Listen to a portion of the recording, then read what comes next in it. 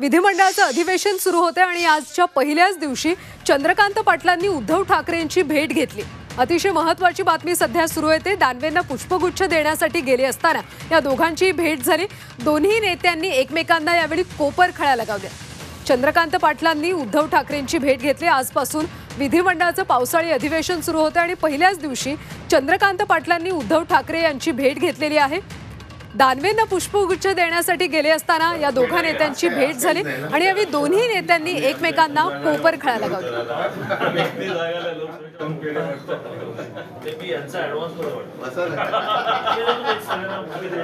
तर चंद्रकांत पाटील आणि उद्धव ठाकरे यांची भेट झालेली आहे।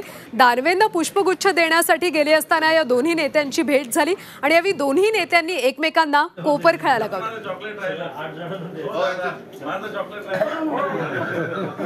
सध्याची एक्सक्लुसिव्ह दृश्य आपण झी24 तासवर पाहतोय। पावसाळी अधिवेशनाचा आज पहिला दिवस आणि आज पहिल्याच दिवशी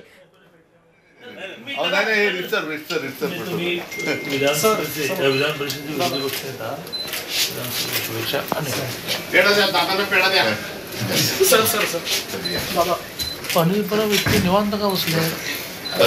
आज काहीच नाही ना। त्यांना विचारा की आम्ही आमच्या एकटी जागाला वन पेढे वाटतो दादा। आम्ही एकटी जागाला लोकसभेच्या वन पेढे वाटतो। मी यांचा ऍडव्हान्स मध्ये वाटतो सगळ्यांना भुके द्यायचा आणि ऍडव्हान्स मध्ये माझी सविस्तर माहिती घेऊयात आमचे प्रतिनिधी कृष्णात पाटील यांनी। कृष्णात, खरं तर दुर्मिळ दृश्य ही असं म्हणावे लागेल। नेमकं त्या ठिकाणी काय घडलं? जे कामकाज मंत्री चंद्रकांतदादा पाटील हे प्रथेप्रमाणे विरोधी पक्षनेते अंबादास दानवे यांना पुष्पगुच्छ देण्यासाठी आले होते।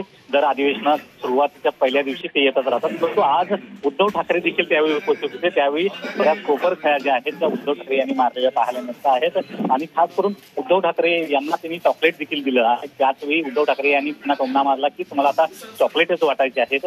त्याचबरोबर त्यांनी उद्धव ठाकरे यांनी चंद्रदादांना असं बोलले की तुम्हाला आता बरेच काम देखील दिसतंय, कारण काही वेळापूर्वी शेतकऱ्यांना रिव्हॉल्वर दाखवल्या प्रकरणी चंद्रकांतदादांनी वक्तव्य केलं होतं की मला बरीच कामं आहेत, या संदर्भात मला माहिती नाही। त्यामुळे उद्धव ठाकरेंनी त्यांना टोमणा मारला की सध्या तुम्हाला बरीच कामं आहेत आणि अशा प्रकारचा एक टोमणा मारलेला दिसतो। त्याचबरोबर चंद्रकांतदादा पाटलांनी ऍडव्हान्स मध्ये अनिल परब यांना देखील अभिनंदन केलं आणि त्यावेळी त्यांनी म्हटलं की तुम्हाला तुमचा ऍडव्हान्स मध्येच अभिनंदन करतो, कारण अनिल परब हे विधान परिषद निवडणुकीसाठी उभे राहिलेले आहेत। त्यांचं कालच मतदान देखील झालेलं आहे पदवीधर मतदारसंघासाठी आणि जवळपास जणू काही एका मोठ्या भाजपच्या नेत्याने निकाल लागायच्या अगोदरच पराभव मान्य केला काय अशा प्रकारचा एक देखील प्रश्न या निमित्तानं निर्माण होतोय। नक्कीच कृष्णा, धन्यवाद या सगळ्या सविस्तर माहितीसाठी।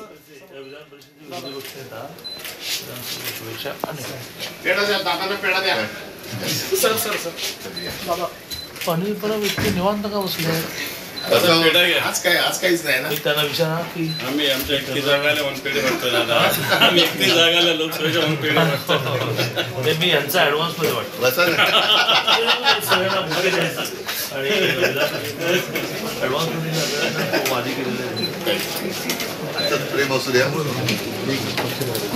बसा गप्पा मारायला माझं चॉकलेट राहिलं 8 जणांचं माझं चॉकलेट राहिलं। टॉप 50 न्यूजचे